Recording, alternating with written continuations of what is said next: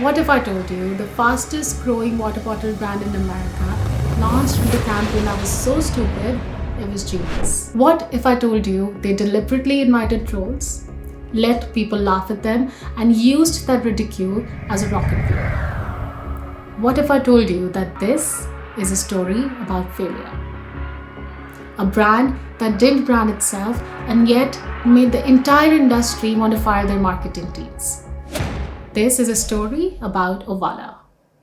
Stay till the end because I'm going to tell you exactly what I would do as a marketeer to make Owala not just a trend, but a brand that lasts a century. Because right now, they're at a risk of becoming the next Stanley, not in a good way. What to expect in this episode? The case study of the genius behind a product where its features become the marketing strategy and how not to fuck it up. Stanley versus Owala, a head-on collision of the two most talked about brands in the reusable bottle space. The Owala's brand flaws that cannot be missed. The lessons that you can steal from Owala's playbook and apply to your own brand. And how Owala can be a legacy brand instead of a brand who rides the trend wave and dies a slow death. My honest and free to take advice. Let me give you the real breakdown, not just vibe, but actual product versus product. Stanley's quencher, double wall steel, screw lid, straw, handle, dishwasher safe. Can handle hot drinks. Retails between $35 and $60 depending on size. Owala pre-sip, triple insulated steel, locking flip lid, hidden built-in straw, leak-proof, $30 to $40. In cold retention tests, Owala's triple layer actually kept water colder overnight than Stanley's double layer. But Stanley wins on hot things. Owala is building. Stanley is dishwasher safe. Owala is lighter and leaky. You can literally throw it in your bag without a thought. Stanley is a desk accessory. Owala is a mobile essential. Stanley is the clean girl aesthetic, muted tones, minimalistic, very I have a capsule wardrobe. Owala is dopamine decode. Colorful, bold, bright, high contrast, instantly recognizable from a thumbnail 20 feet away. And here's a thing that nobody talks about in marketing textbooks. Owala made you feel like you discovered it. Stanley made you feel like you were being sold to. The Owala flip and Owala dance showing how to use the lid became instant TikTok trends. People were not amplifying an ad. They were showing off something that they genuinely felt they'd found themselves. That feeling of discovery, that's worth more than any paid placement. Compare that to Stanley, which was more celebrity and influencer driven. Once that felt sponsored, once Adele and Olivia entered the mix, it started feeling like you were being sold to instead of you being part of it. And the moment a cult starts feeling commercial, it stops being a cult. Owala also quietly did something brilliant with retail. Keep standard colors stocked everywhere, Target, Whole Foods, to capture anyone walking in. Reserve the hype colors for the website. Drive direct-to-consumer margins on things that people actually want. Okay, I've been nice. Now let me be honest, because every brand has its cracks, and Owala's are worth talking about, especially because they're hiding in plain sight.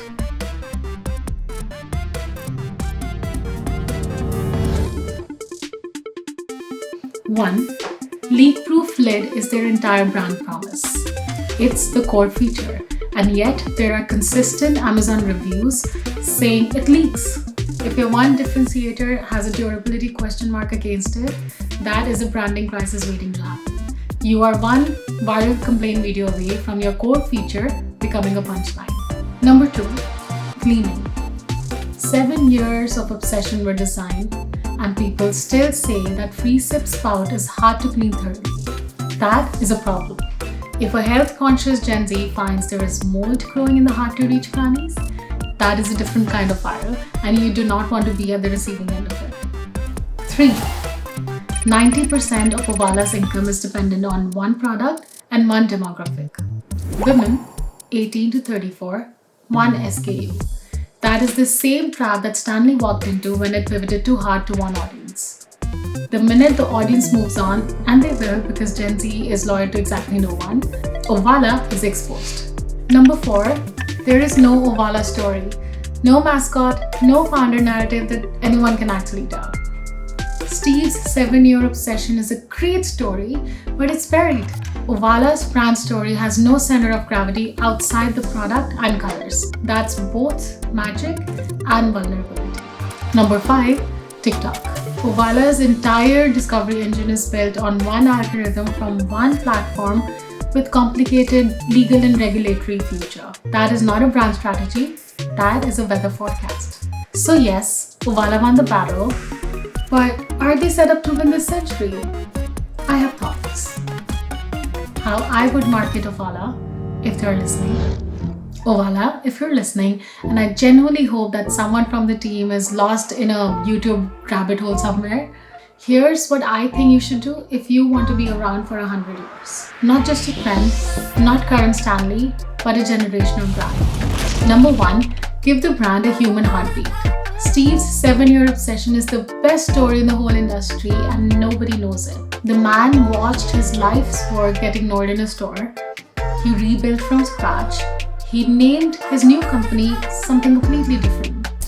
That is not a product launch. That is a resurrection. Put that series everywhere. A mini documentary, a founder series. Nothing polished or corporate, but raw and real. Give people a face, a name, a moment of defeat to root from. Because loyalty to a product fades when the next product comes, but loyalty to a person, that's the stuff of Apple and Patagonia. Number 2, build a cultural archive and not just a colorway. Stanley became a collectible through scarcity. Owala can do that too, but smarter. Partner with artists. Real ones, not celebrities. Commission limited edition colorways with an actual creator behind it, not celebrity. A ceramicist from Brooklyn, a muralist from Nairobi, a painter from Mumbai. Every color drop becomes a cultural moment. People aren't just buying bottles, they are buying a tiny piece of the artist's story. That bottle has a biography now. People don't just throw away bottles with a biography. Go where Gen Z isn't before the next generation arrives. Every trend brand makes the same mistake. They go deep into their current audience and then find themselves stranded when the audience moves on. Owala is a Gen Z brand. In 10 years, the Gen Z is going to be the next millennial, the uncool generation. Gen Alpha is already here. Start whispering to them. Kids photos, school lunchbox culture, parent-kid matching sets. Make hydration a family ritual and not just a status symbol. A status symbol has an expiry date, a ritual doesn't. Number 4, fix the damn lid, but publicly. If there are durability complaints, and there are, do not quietly fix them in a product update that nobody reads. Make it into a campaign. We heard you, we obsessed over it, and now is version 2. Lean into the same obsessive quality narrative that got them here. Turn a product flaw into a proof of character. The brands that last are the ones which are honest when they get something wrong. That's not weakness, that's the most powerful trust signal you can send. Number 5, build a platform, not just a product. Water bottle as a category will have its next challenger. Simple Modern already copied the FreeSip lid. Somebody is going to make it better, cheaper, and with a cooler color story.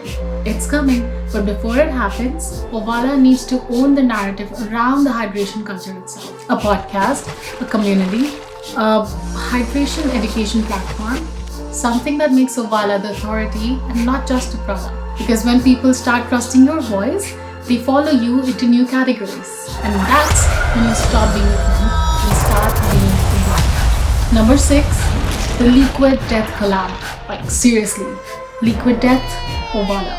The most unhinged, anti-corporate death metal canned water company on earth, together with the most cheerful, jazz-colored, emotional support bottle brand. It's chaos. It would break the internet for exactly 48 hours, and I am here for every second of it. I actually have a concept for this. Owala, call me. So, here's where we've landed. Owala is a brand that won by refusing to play the game that everybody else was playing. It didn't copy Stanley. It didn't chase celebrities. It didn't flood the market with product. They made something that worked. They wrapped it in color and personality.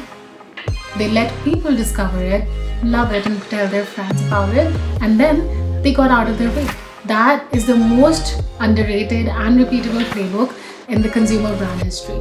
And the fact that they almost didn't do it, that it was a 7-year journey through embarrassment and failure and a product launch that nobody cared about, makes it so much better. The question now is whether they can last, whether they can grow roots deep enough that when the next Owala comes knocking, and it will, they won't lose the house. I think they can, but they have to stop thinking like a trend brand and start thinking like a legacy brand, and those two are very different instincts. Anyway, that's the story of Owala, a brand that didn't brand and yet made the entire industry want to fire their marketing teams. If you learned something, or if you're now frantically looking for Owala bottles online, subscribe, because I do this kind of deep dive every week on brands which are doing something different, brilliant, stupid, or all three at once. Drop in the comments which brand should I do next. And if you want my liquid death Owala pitch, then drop in a free the concept below, and if enough of you ask, I'll make it. Until then, stay hydrated, preferably from a bottle that doesn't leak.